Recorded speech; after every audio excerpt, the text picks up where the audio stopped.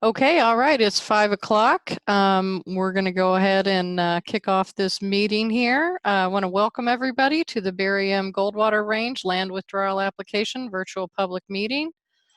My name is Nancy Favor. I'm an environmental planning specialist at the BLM Arizona State Office, and I'll be moderating our meeting today. Thankfully, I'm being supported by many smart people behind the scenes.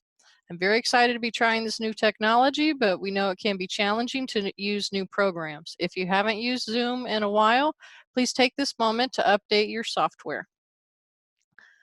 Please bear with us as we learn and let us know how we can help you. I'm going to take a minute before we get started to see if anyone needs technical support from our team. Please use the Q&A box or raise your hand in Zoom if you're online, or hit *9 on your phone. I'm going to pause now and see if anybody needs help. While we're doing that, I'll let you know that we are recording this meeting and we are providing closed captioning. Next slide, please.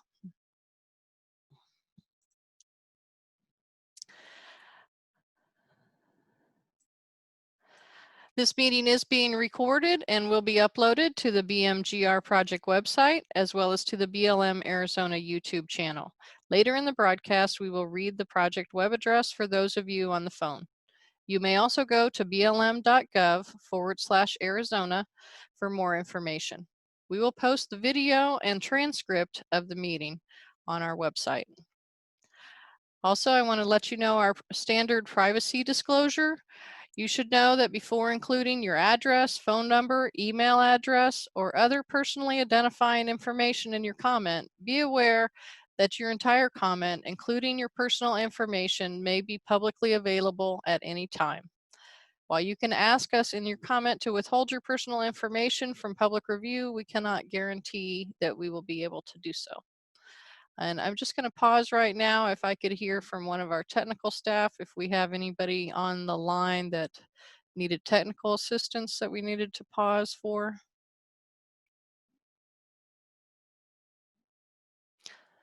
Okay, I'm not hearing any, I think everybody is on board, so that's exciting. That's great. I hope there are some people out there tuning into this broadcast. All right, next slide, please. And now for some meeting information and ground rules. Participants' phone lines will be muted throughout the meeting unless we call on you during the public input portion of the meeting. We welcome your questions and comments. Please feel free to enter questions at any time using the Q&A text box if you're online. We do have a team of specialists who will be working to address questions, but it may take a couple minutes or more to provide a response. Note that you will not be able to see other participants' questions until our team enters a response. Also, this meeting is being live captioned. To see the captions, click on the closed caption button at the bottom of your Zoom window. After the presentation, we will open up the meeting to hear your input. We will have a timer on screen and each speaker will be limited to 2 minutes. We do want to hear from as many participants as possible, so please be brief, but know that we may not be able to get to everyone. We will give priority to the people who indicated a desire to provide a comment during their registration. After we work through those comments, we will hear from as many others as we have time to do so. The meeting will end at 6 o'clock. If you aren't able to speak today or we don't directly answer your question, please know that we welcome your written comments through the project website and project email address. We'll provide that information in a few moments.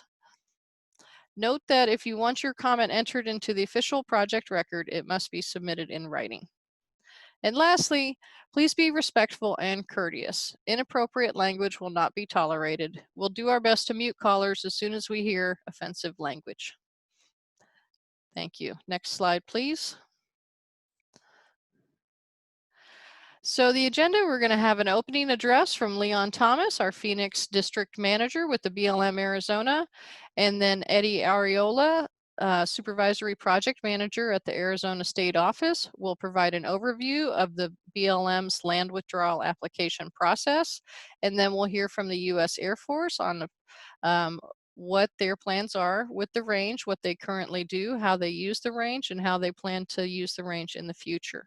We'll be hearing from Chaz Buchanan, Director of the 56th Range Management Office, Luke Air Force Base, and we'll be hearing from John Halisak, Range Subject Matter Expert, an Air Force Civil Engineer Center, San Antonio, Texas. Thank you. Okay, now I'd like to turn it over to Leon Thomas. Hi, everyone. As Nancy mentioned, I'm the district manager for the Phoenix District Bureau of Land Management. I just want to thank everyone for joining us. You know, in these unprecedented times, we're not able to do the face-to-face public type meetings. And so using technology is the next best thing. And I want to say that, you know, even when we move forward and things loosen up a bit, I'm thinking that this technology will also be a great way for us to reach out to the public, you know, when we can go back to the other meeting formats as well. I think it's a great way for people who cannot travel to still be able to participate in this very important public process. I'm excited about this process. I'm excited about the possibilities that can unfold here. The Air Force and the Marines have proven to be great partners. They're also great land stewards. They are really, really in tune with what's necessary out there as far as the stewardship of our public lands and the resources that are out there. And they're very respectful of those resources and do their due diligence in making sure that the resources are taken care of. Both John and Chaz have worked with us quite a bit. They are great communicators, and they are very, very in tune to what the BLM mission is, and they are very in tune with, you know, creating great partnerships throughout the region. And so that's all I really have to say for today. I just want to welcome your comments. This is a very important part of the process, and Nancy and Eddie have done a fantastic job of putting everything together. So please don't be shy. Please provide your comments. We're really interested in hearing from you. Thank you. Thank you, Leon. As Leon stated, why this public meeting? There's several reasons. For one, the virtual meeting because of the technology and the unprecedented times we're in. But for the meeting, BLM is required to hold public meetings for certain withdrawals. Those withdrawals that are 5,000 acres or more, and that's per 43 CFR 2300. And per the President's declaration of a national emergency on March 13th, agencies were asked to hold virtual online public meetings. There are many different ways you can share comments, not only through this platform, but through our website, email, and standard mail, which we'll share with you later on in this presentation. Next slide, please.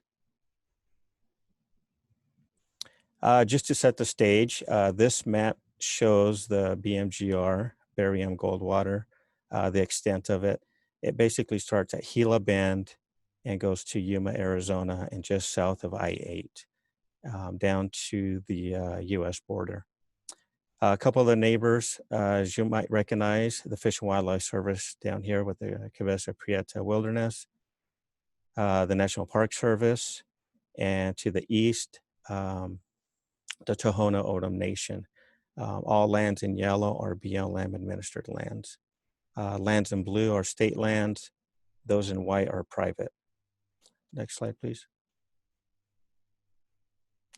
The BLM received a joint Air Force and Marine Corps application to extend the existing BMGR land withdrawal, which encompasses just under 1.7 million acres of BLM managed public land.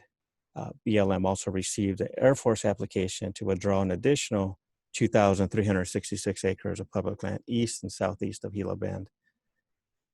These lands are segregated from mineral entry and other public land laws until Congress makes a determination. And the application will be processed in accordance with the regulations at 43 CFR 2300. Next slide, please. The existing withdrawal, which was passed in 1999 under public law 106-65, was for the purpose of an armament and hazard testing area, training for air gunnery, rocketry, electronic warfare, and tactical maneuvering and air support, equipment and tactics development and testing, and other defense-related purposes consistent with the above. The proposed withdrawal, the application we received now, proposes to continue these operations as is and as they have been. The only difference is they're proposing a withdrawal in perpetuity. And the reason for this, because only Congress can approve withdrawals longer than 20 years. Next slide, please. The overall process for this withdrawal, BLM as a land management agency is responsible for processing federal land withdrawal applications. BLM is required to hold public meetings and solicit public input on a proposed action.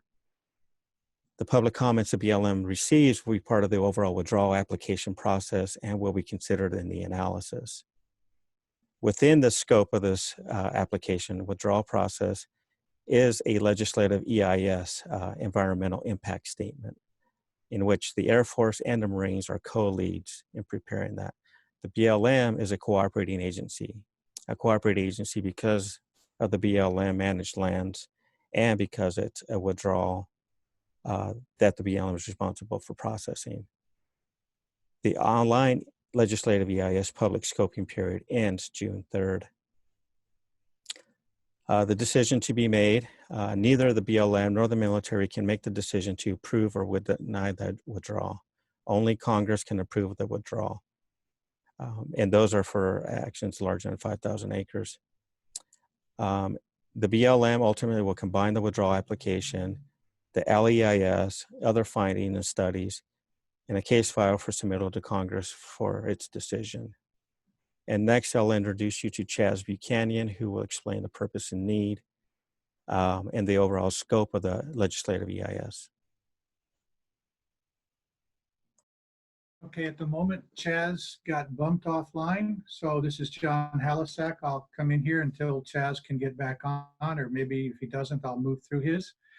So this, speaking on behalf of Chaz Buchanan, this is John Halisak, and I'm also speaking on behalf of the United States Marine Corps. As you look at this slide, slide number 12, it shows the BMGR land area stretching from Yuma to Gila Bend, as mentioned by Mr. Arreola, and represents the scope of what the Air Force and Marine Corps are proposing in this withdrawal extension. In general, the military missions using the BMGR are not changing, and therefore, in our legislative environmental impact statement, we are analyzing the existing footprint of the withdrawn land. Mr. Arreola also mentioned the surrounding areas, and I'm proud to say we have an excellent rapport with all of the land managers and meet regularly to discuss land management activities on the BMGR and the execution of our integrated natural resource management plan. Now, you may ask why such a large expanse of land? Well, it provides the freedom and training opportunities and allows us to accommodate multiple aircraft at once and provides for safety buffers to the range borders. You'll also notice a small inset at the top right of the slide, which does identify a small parcel of land the Air Force is asking to be withdrawn, coincident with the larger BMGR withdrawal extension effort. So as we turn to the next slide, you can see where the Air Force is petitioning BLM for an additional roughly 2,400 acres. This land is being sought after to better align land ownership just east of the Gila Bend Air Force Auxiliary Field, where there's a mix of Arizona Department of Emergency and Military Affairs land, Air Force land, BLM land, and some private parcels. Our intent is to provide the Air Force with enhanced security and safety on the eastern border of the airfield under the existing restricted airspace. This request only involves BLM land, and currently there are no plans to build or place anything on those parcels. Again, it's for increased safety and security for our operations. On the next slide, as stated earlier, the military mission isn't changing with the advent of the F-35 and the continuing legacy F-16 and A-10 training. For example, the purpose for extending the BMGR land withdrawal is to continue to support the military mission in the surrounding region. The need is to continue providing realistic training opportunities to those who leverage the BMGR for training. The land in total helps us develop and refine air combat skills, maintain combat readiness, and in today's battle space where the military employs as a team, it provides a practice field for us to hone those skills. Ultimately, the BMGR helps us to prepare warfighters to survive and win in the air-ground battle space. Overall, the Air Force and Marine Corps have been fortunate to have the ability to train on the BMGR since 1941, focusing on fighter pilot tactics and training. Through the years, the mission sets and capabilities have evolved into more realistic integrated training scenarios, critical to force development and readiness. From as far back as the Korean conflict, when specific target sets were placed to replicate the battlefield, to as recent as Iraq, Syria, and Afghanistan, where every single deployed A-10 pilot trained on the BMGR. The BMGR is one of the nation's most robust and flexible ranges supporting realistic and integrated air-to-ground combat training, which is essential for developing and maintaining the preparedness of the armed forces. As we look at slide 15, when the War Department identified and selected southwestern Arizona to support fighter training, they did so with a purpose. Wide open spaces and fantastic flying weather throughout the year lend themselves to unprecedented access and training. The BMGR is one of the largest land-based ranges in the DoD and the Air Force's largest dedicated training range. Coupled with the surrounding airspace and geography, it provides a wonderful stage for varied degree of combat flying exposure, from low level to medium and high altitude tactics. Serving over 8 primary military bases, as well as U.S. Navy carrier-based aircraft off the coast of California, the BMGR cannot be realistically replaced by transferring the training and other missions it supports to another range. In summary, the BMGR is an irreplaceable national training asset paramount to the readiness of our military forces. The next slide, you will see a map that shows the portions of the BMGR open for public recreation. The area is not shaded pink in between the pink shaded areas. 38% of the BMGR is open for public access. This means that 658,890 acres of the BMGR's total, roughly 1.7 million acres, are open for public recreation. No changes to this access are anticipated at this time. Please remember, however, this is a military range, which means it is occasionally closed to public access for periods of time for military usage to protect the public from potentially hazardous training or test activities. The Department of Defense understands the value of the land, not just to us, but also to the public. While we use the BMGR for military training, at the same time, we schedule military activities to allow for frequent public access to the range. The next graphic shows the current estimated timeline for completing the Legislative Environmental Impact Statement, or LEIS, and the 2 major steps following that in the land withdrawal renewal and proposed expansion efforts. The LEIS will be part of the case file provided to the Bureau of Land Management for processing and then submitted to Congress to make a decision. As the graphic shows, we are currently in the scoping period, which began with the publication in the Federal Register of a Notice of Intent to produce the LEIS in March of this year. While the Air Force scoping period closes on June 3rd, 2020, the BLM scoping period is open until July 20th. There will be another opportunity for public participation comment during the public review of the draft LEIS, which under the current schedule is expected late this fall or winter. A notice of availability of the draft LEIS will be published in the Federal Register to begin that period. The public comment period will include public hearings, and those hearings will also be announced in the Federal Register notice. It is too early, however, to know if they will be in person or virtual due to the current situation with COVID-19. The last step in the LEIS process is the publication of the final LEIS, which is scheduled for September of 2021. Now, on the next slide, you will see on the left a graphic which shows the homepage of the project website that was developed to help provide information to the public about the proposed extension of the BMGR and the proposed expansion east and south of the Gila Bend Auxiliary Airfield. The website for this information, for those of you on the phone, is Barry, B-A-R-R-Y, -M as in Mike, -Goldwater, -LEIS.com.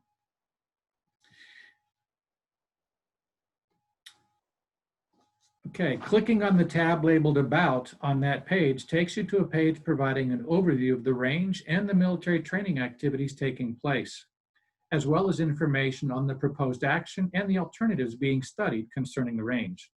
The tab labeled FAQ for frequently asked questions provides commonly asked questions and their answers.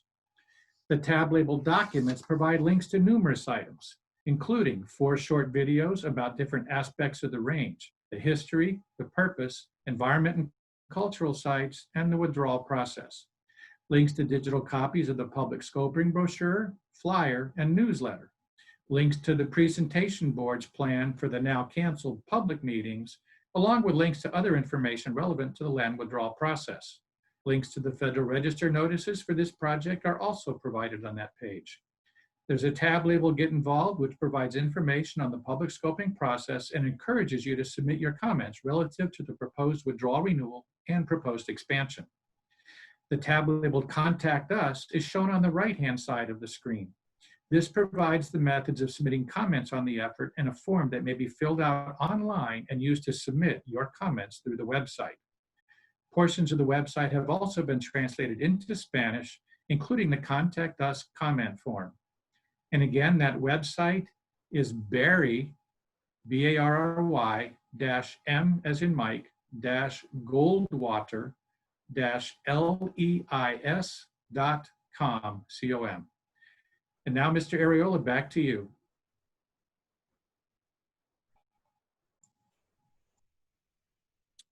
Thank you, John. I appreciate that. Nancy, I think you're going to take us through the live Q&A and comment process. Is that correct? Yes, thanks, Eddie. Mhm. Yep, be happy to do that. Yeah, I'll go ahead and let folks know how the live Q&A portion will work.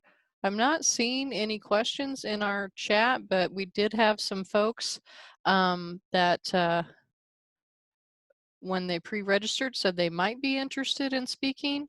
And so if you are interested in speaking, if you could please raise your hand, and we will invite you to speak. And why we're doing that, so we're going to open it up to your input. We welcome your questions and comments. Likely we will not be able to provide detailed responses during this meeting. The main goal is to hear your questions and receive your comments. However, we will respond to all valid questions submitted in writing today in a meeting summary document that will be posted on the project website that John listed for us. So while we are waiting for some questions to come in, I think we have some videos that we can watch. So if my team could please queue up the first video. It's a history of the Barry M. Goldwater Range. It's a short video, less than 2 minutes, and it'll provide a nice history of the Barry M. Goldwater Range.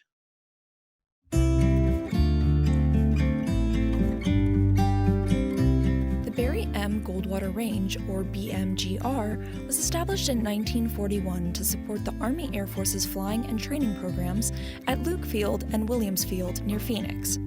Located in southwestern Arizona, the range was divided into eastern and western segments known as the Gila Bend Gunnery Range and the Yuma Aerial Gunnery and Bombing Range. During World War II, the range expanded to 1.1 million acres as more lands were withdrawn to meet training demands for the nation's war effort. In 1986, the range was renamed in honor of Barry M. Goldwater, who had served at Luke Air Force Base during World War II and went on to serve as an Arizona senator. Today, the range consists of approximately 1.7 million acres of land and spans across Yuma, Maricopa, and Pima counties. The Air Force is responsible for roughly 1.05 million acres of land called BMGR East, while the Navy and Marine Corps are responsible for around 693,000 acres of land called BMGR West. Due to its vast, largely uninhabited, undeveloped land area and year-round flying weather, the BMGR is considered a national training treasure. The BMGR supports training for various military bases and organizations, including Luke Air Force Base, Davis-Monthan Air Force Base, the United States Navy, Marine Corps Air Station Yuma, Arizona Air National Guard, Silver Bell Army Heliport, and many others to include several allied units. Its proximity to these installations and fleets in the Pacific Ocean allow for advanced aircrew training and operational combat training, which has helped solidify the BMGR as a critical asset for national defense.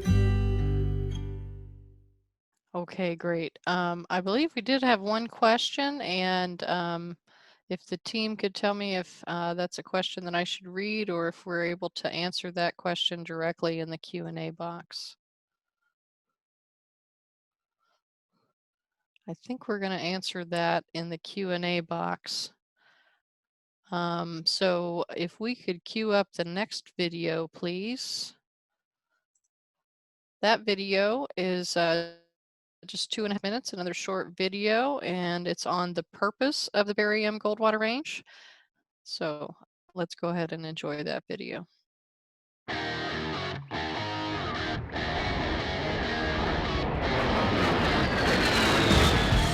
The Barry M. Goldwater Range is an essential asset for developing and maintaining combat readiness for the United States Air Force, Marine Corps, Navy, and Army. The BMGR is the fourth largest land-based range in the United States and the largest tactical aviation training range. Its size and capabilities are invaluable for supporting realistic and effective training exercises. A prime example of this training is the final part of the Marine Corps Semi-Annual Weapon and Tactics Instructor, or WTI course. The course provides the Marine Corps' most advanced training for employing aviation weapons and tactics in combat, and involves up to 100 tactical aircraft performing air-to-air combat, air-to-ground weapon deliveries, assault landings, and other types of operations. MCAS Yuma Range personnel schedule all training events within BMGR West, averaging over 17,000 flights and 55,000 military personnel. 80% of all Marine Corps aviation training occurs within the MCAS Yuma Range complex, which includes NATO forces such as the UK and Belgium. Luke Air Force Base, Davis-Monthan Air Force Base, and the Morris Air National Guard Base in Tucson are the three primary users of the BMGR East. In total, approximately 24 Air Force squadrons use the range, along with other government agencies from the local area. Roughly 85% of the total flights flown on the BMGR East are F-35, F-16, and A-10 missions. Though the BMGR supports air-to-air and air-to-ground training missions, it also supports rotary wing aircraft combat support, combat search and rescue, drop zone and assault landing zone operations, and various other training exercises that allow the Air Force to execute its mission. At Luke Air Force Base, our mission is to train the world's greatest fighter pilots and combat-ready airmen. Together with 7 other countries, we fly critical training missions that are vital to our nation's defense and that of our allies and partners. Our invaluable access to the BMGR and its airspace allow us to fly roughly 40,000 sorties annually and provide unrivaled training to our airmen. The BMGR East supported nearly 65,000 flights in fiscal year 2018, while the BMGR West supported more than 17,000 aircraft operations. With the expanding reach of aircraft sensors and weapon systems, the area required for air-to-air combat, air-to-ground, and ground-to-air battle space expands as well.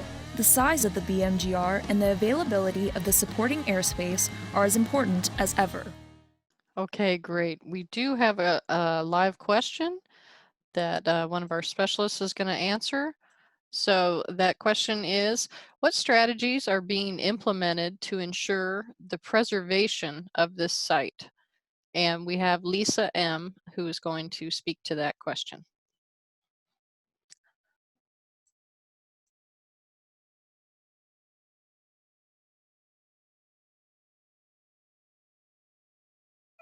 Needs to unmute. Go ahead, Lisa. You're ready to speak. Lisa, I think you might be muted.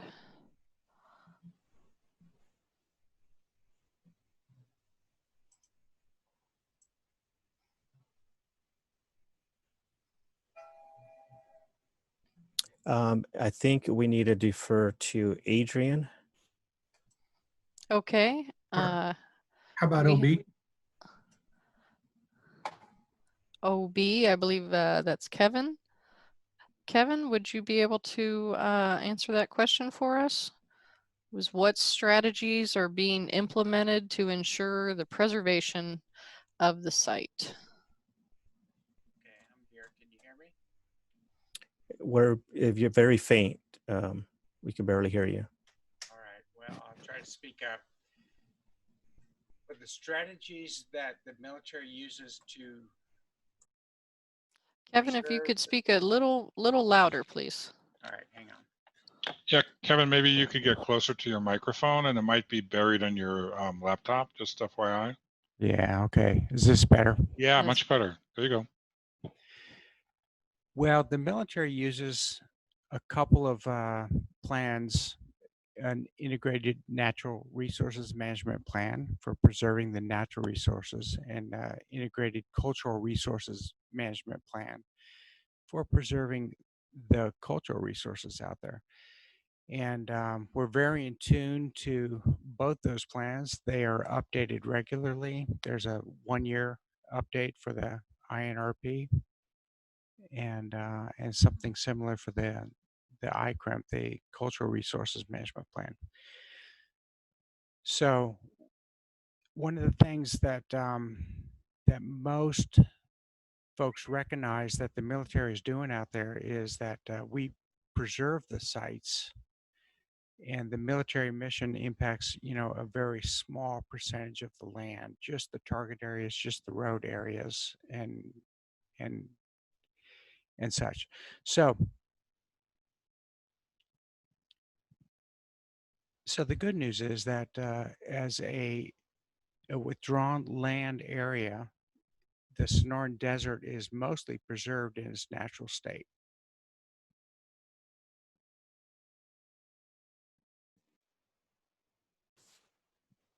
Okay, great. Thank you so much, Kevin. I think we have a follow-up question to that, Kevin. Could you also address how tribes participate in monitoring activities on the range? Yes, I can. I am the Installation Tribal Liaison Officer for Luke Air Force Base. And one of our archaeologists, in particular, Adrian Rankin, is the subject matter expert here, but we work hand in hand with the tribes because this is their ancestral lands, and we recognize that. We have identified almost 1,300 cultural sites on our range that we take due diligence to try to protect and preserve in accordance with state and federal laws. And we work hand in hand with the tribes to do that. We host, visits out to ancestral sites, and we also, for any new projects, we work with the tribes to coordinate with any of our plans or activities for what we want to do out there. So we try to mitigate any of our impacts to the ancestral lands of tribes, and we have a good relationship with primarily about 15 or 16 tribes, and a few others on some peripheral issues as well.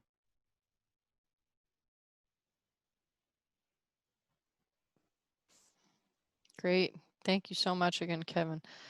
Okay, the questions are trickling in. We're going to go ahead and go to another video and then come back. I think we have another question in the hopper after that.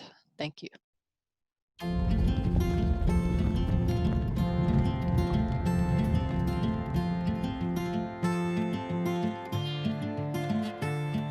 As the Air Force and Marine Corps utilize the Barium Goldwater Range for training, they also work with the United States Department of the Interior, Arizona Game and Fish Department, the Arizona State Historic Preservation Offices, and Native American tribes to maintain the natural and cultural resources of the BMGR. The preservation of natural resources on the BMGR remains one of the top priorities for the Air Force and Marine Corps. On the BMGR, there are currently 2 known species listed under the Endangered Species Act, the Sonoran pronghorn and the Acuna cactus. The the Air Force and Marine Corps successfully balanced the military training mission with the conservation of the Sonoran pronghorn, which has been listed as federally endangered since 1967. Since the management of the species began, the number of pronghorns has increased from approximately 21 in 2002 to 215 as of December 2018. The Acuna cactus has been found in at least 3 distinct clusters on the east section, and the Air Force is working with the Arizona Game and Fish Department to develop a model of suitable habitat to help in locating more populations. On the western section, the Marine Corps and the Arizona Game and Fish Department work together to manage and preserve the flat-tailed horned lizard. Due to the comprehensive and proactive management, the flat-tailed horned lizard has not been listed on the endangered species list. The BMGR, while continuing to be an essential national defense asset, is also nationally significant as a critical component of the largest remaining expanse of relatively unfragmented Sonoran Desert in the U.S. Because the land is withdrawn for military use, it excludes or limits other land uses such as livestock grazing, farming, mining, and off-road vehicle recreation. Due to the vast size of the BMGR and the interconnectedness with 2 national monuments and 1 national wildlife refuge, as well as its distance from metropolitan areas, the BMGR remains a critical piece of the remaining pristine Sonoran Desert. The BMGR encompasses roughly 1.7 million acres of largely undisturbed desert, including a well-preserved record of human habitation and use. The landscape still includes evidence of the broad range of activities that have taken place through time. Since the use of the land is for military training, the lack of other uses that disturb the land has inadvertently preserved more cultural sites. The management and long-term care of these resources is a rare opportunity and a tremendous responsibility for the Marine Corps and the U.S. Air Force. The successful environmental stewardship of the BMGR is represented by the numerous natural and cultural resource management awards received from multiple organizations including the Arizona Game and Fish Department, Arizona State Historic Preservation Office, Arizona State Parks, U.S. Fish and Wildlife Service, and the Department of Defense, all of which demonstrates the high level of effort and quality of work the services put into management of these resources. The BMGR also values the integral partnership between community and the range by establishing the Intergovernmental Executive Committee. The committee is comprised of selected representatives from federal, state, county, and municipal agencies, and from Native American tribes. The committee provides an opportunity to educate and seek input from the public and special interest groups on management of the BMGR resources. The ability to help support and manage various environmental and cultural resources while also engaging with the community has always been an important goal for the BMGR managers. From managing the endangered Sonoran pronghorn and archaeological sites within the range, to working with various governmental agencies, groups, and the community, the BMGR team remains dedicated to being good stewards of the land. Okay, we've had a caller, a Natalie Hernandez, that has had a couple questions, and we're not sure that we've quite captured what your questions are. If you would like, if you could please raise your hand by hitting *9 if you're on the telephone or in Zoom. Okay, excellent. And now we're going to go ahead and allow you to speak. If you could now hit *6 or unmute. Okay, great. Looks like you're there. Are you on the line, Natalie? Hi, yes. Good afternoon. My name is Natalie, and I live in Yuma County. Go ahead with your question, please. Yes, one of the questions that I had was about the Arizona Stewardship Program that I know that is in place to monitor the cultural sites. I wanted to know if there was a specific place where I would be able to look at or maybe speak to the people that are in charge of the program and see and take a look at, you know, their daily, like a daily log or something like that, so I can see exactly what's being covered during those monitoring activities. I'm sorry, Natalie, could you clarify? You said you're interested in knowing more about a specific program, and I missed which program you were asking about. Yes, the Arizona Stewardship Program. Oh, okay, thank you. Mm-hmm. Great. Okay, I'm gonna toss that over to Chaz Buchanan, and he's going to have one of his staff respond to that question. So bear with us as we navigate this technology. Chaz, are you on the line, and or do you have a staff member that you'd like to cue that question to? This is Chaz here online. Can you hear me okay? Yeah, great. Okay, sorry. I've got Adrian sitting right next to me. She's going to answer that question on the site stewardship program. Hi.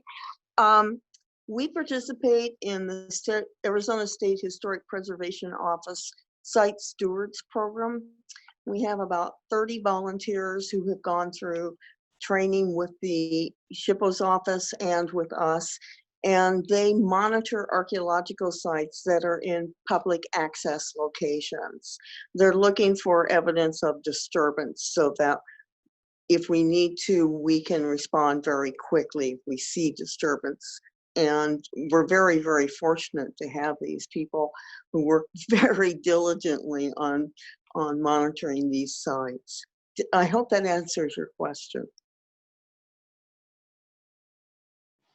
Natalie, if you're still on the line, if you want to unmute yourself and let us know, did that cover your question? Hi, yes, thank you. Thank you for taking the time to answer my question.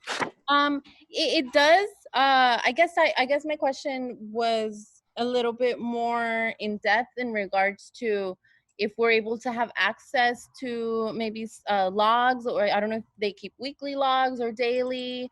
If we have any access to anything like that, any information that we're able to see. Are you referring to the site stewards? They keep logs, and that log is reported to the State Historic Preservation Office each month. So we know where people have been and how much time they spend at each site. Does the public have access to those logs, ma'am? I'm not aware of them being able to access those logs. Okay. Archaeological information is protected under the Archaeological Resource Protection Act. So we cannot disclose the locations of archaeological sites. Okay, thank you.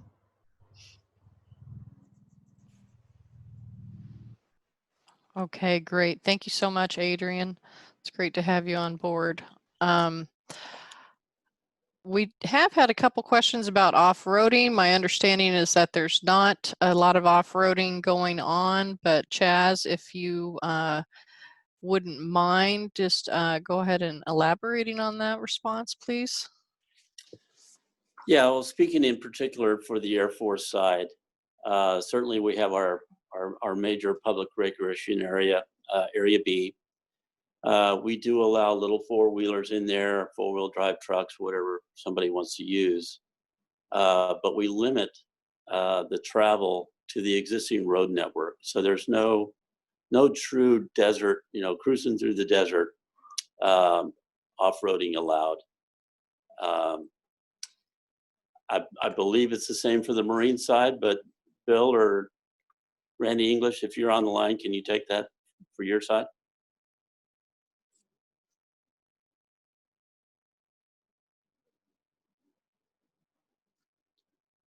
Bill Sellers up, and Randy can back me up on this, but in regards to off-road on the western portion of the BMGR, as is the case with the Air Force side, activity on established and approved roads only with properly registered vehicles would pretty much capture the off-roading opportunities that we offer on the western portion of the BMGR.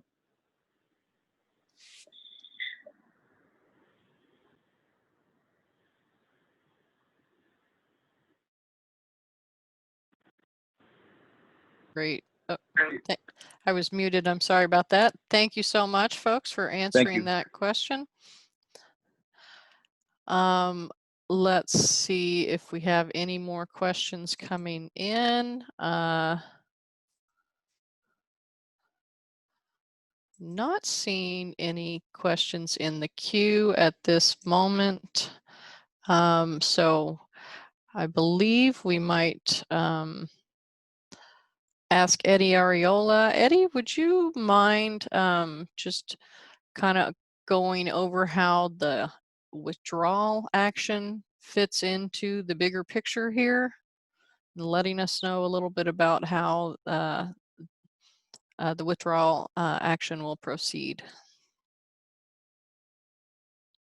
Like I mentioned earlier, we received an application to extend the withdrawal, the existing withdrawal, and add approximately 2,300 acres to that existing withdrawal. We get that application. The process is, large component of the process is analyzing the proposal and how that might impact the resources. And that effort's being undertaken by the Air Force and the Marines as co-leads in the legislative EIS. Once that's complete, we get all that information. We package it along with public input and propose this to Congress and give our input and allow them to make a decision. The reason it's a legislative EIS is because there is no record of decision that's made by either the BLM or the Air Force or Marines, for that matter. Rather, it's made by Congress, and that was in the form of legislation. As I've noted earlier, in 1999, the most recent legislation for a 25-year withdrawal of this area was under Public Law 106-65.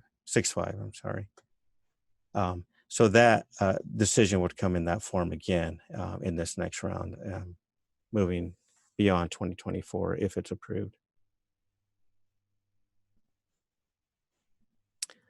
And Nancy, I believe there are two other questions. If you want to, I could read that off if you'd like. That'd be awesome, Eddie, if you could do that. I'm having a little challenge navigating all my screens here. So yeah, if you could read that question, that'd be great.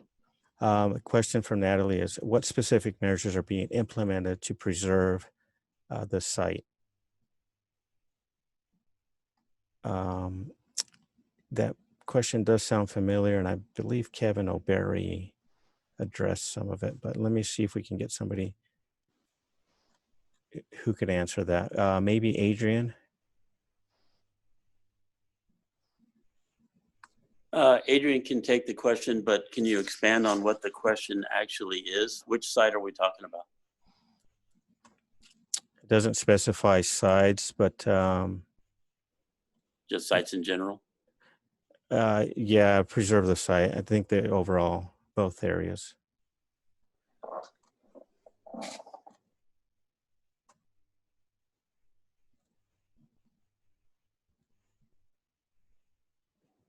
Okay. We have two areas that we are concerned about. The primary area that we're concerned about is where we have the mission. And we have surveyed 100% all of the areas of impact that occur out there and identified archaeological sites. In terms of protecting those archaeological sites, they are surrounded by poles that are fluorescent and can be seen by the explosive ordnance disposal people. And so they avoid driving through archaeological sites. So that's how we protect archaeological sites in our training areas. On the public access side, we have our Arizona site stewards who monitor archaeological sites. And we too have intensive monitoring that we do on an annual basis. So that's what we're doing to protect archaeological sites.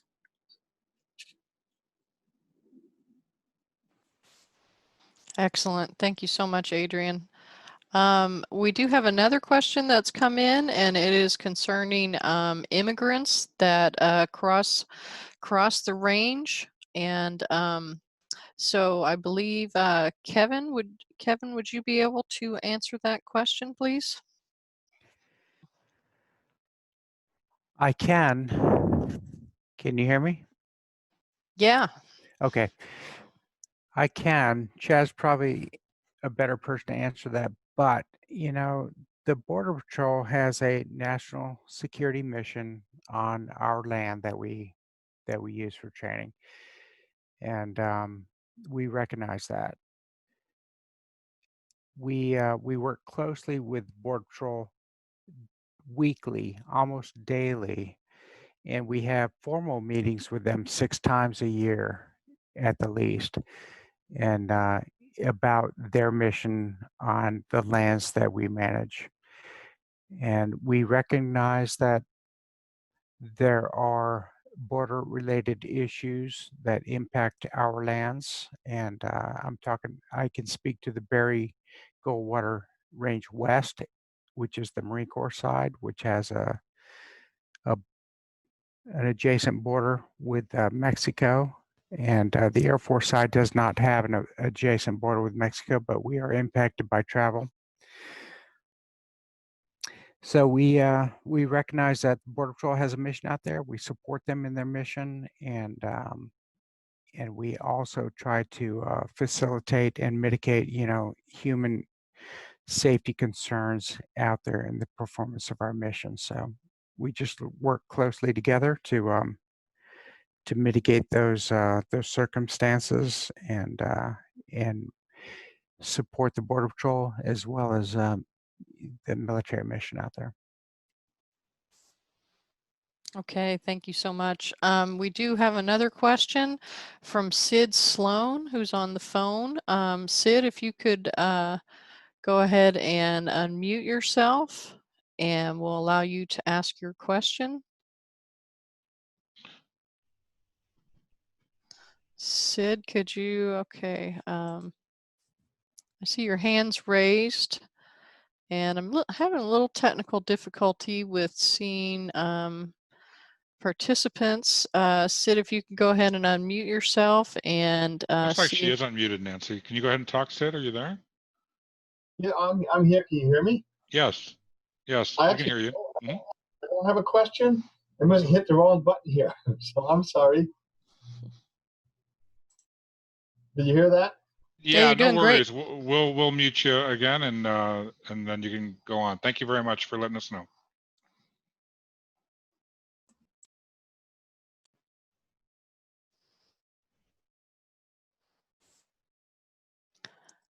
Okay, we just have a few more minutes, so if there is anyone that wants to ask a question, go ahead and do that now, or we do have one more video that we could queue up.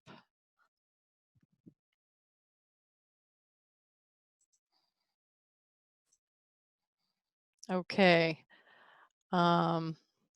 We've got a video that's on the withdrawal process. It talks a little bit about NEPA and the LEIS process. So we'll go ahead and start that video now. And if you have any other questions, please feel free to enter them in the Q&A, and we'd be happy to address them. Thank you. The BMGR is withdrawn and reserved for military use until 2024 by an act of Congress.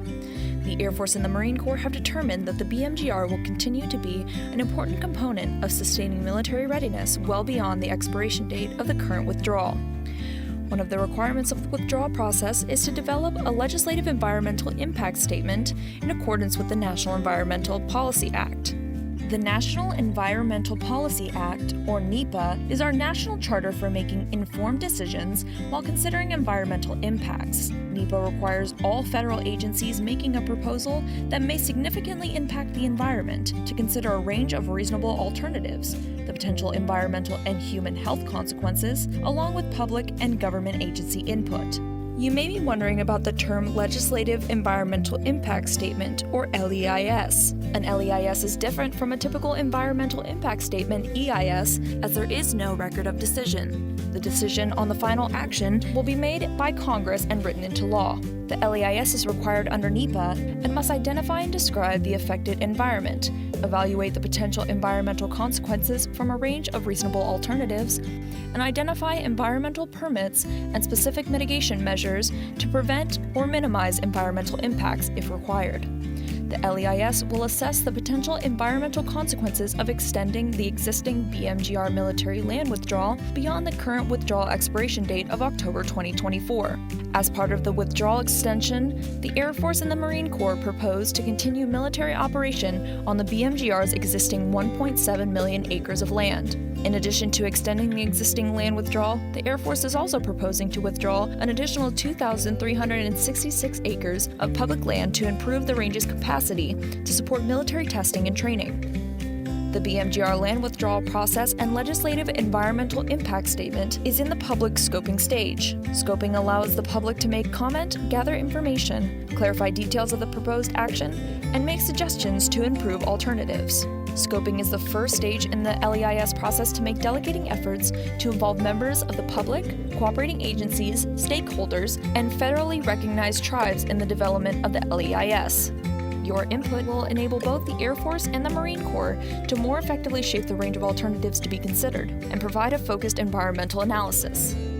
With your support, our commitment to being good stewards of the land, wildlife, and cultural sites will continue for many years to come, while also providing a world-class training space for the future of our nation's armed forces.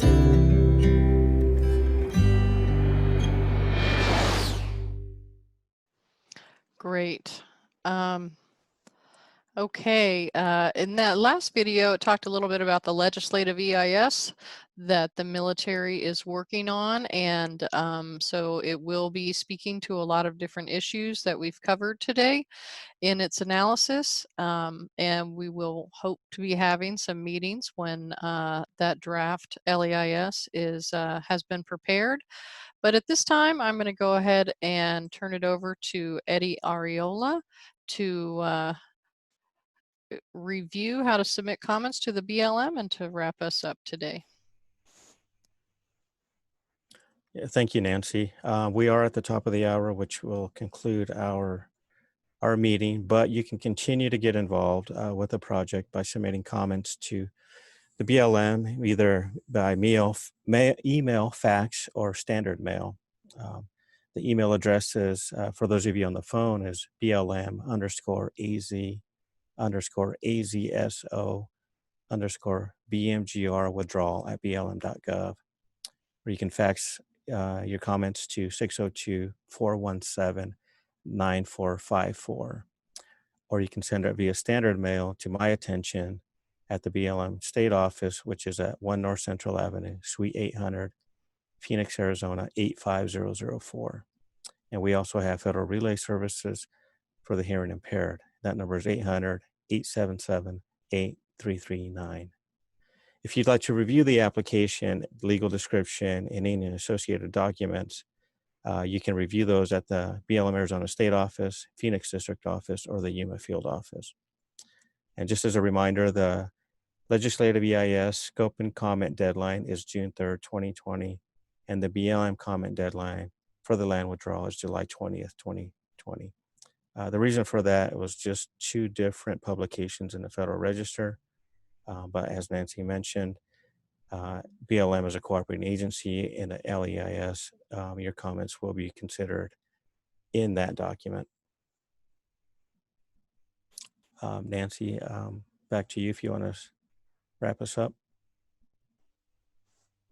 Sure, thanks so much. Yeah, I just want to thank everybody for joining us today and bearing with us. We had a few technical challenges, but we're really excited about this new technology.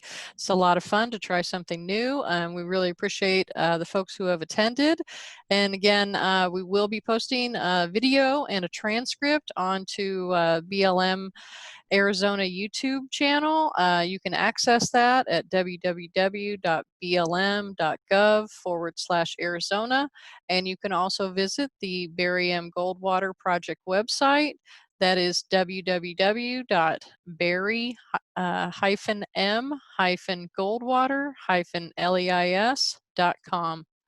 And also on that website, as John explained, there's a lot of information about the project, and there will be updates and any other questions that we weren't able to get to, we'll be posting responses there. So I think that concludes our broadcast today. So thanks so much for joining us.